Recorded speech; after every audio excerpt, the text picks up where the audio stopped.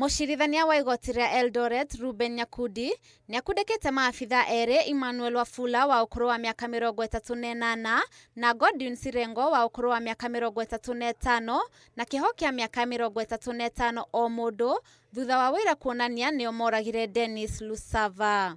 Lusava anyitirwo ni maabitha aya mwaka wa 2020 na kuigwa ceceni-ini ya borithi ya Bururu kaunti-ini ya Kakamega kuria akoranire na gikuo giake thutha wa kuhurwo na kunyarirwo ni maabitha aya eri na thutha ucio mwiri wake warutirwo rui rwa Nzoia. Taken to the post where he was handcuffed to the window and tortured to death.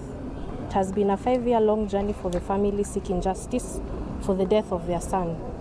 However, today the court has passed a verdict in their favor, finding that the police officers should be held accountable for the death of Dennis and to sentence them to 35 years in prison. Magetongorio ni Agnes Ambale uria niwe muciari wake.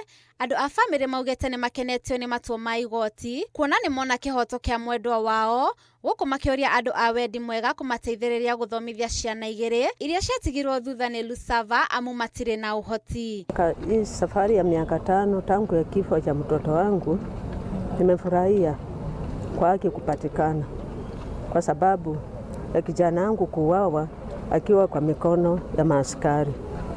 Baadaye anapatikana Nzoia, ambayo imekuwa imenithuru sana katika mawazo, katika magonjwa. Lakini kwa muda wa saa hii nimetulia, nikijua kwamba koti ya Eldoret imetoa haki. Marehemu Lusava amewacha watoto wawili, grade 2, grade 8. Na wote ni wasichana. Vile watasoma, vile watafaa, vile watapata malezi ingine kutoka kwa nyuma itakuwa ngumu.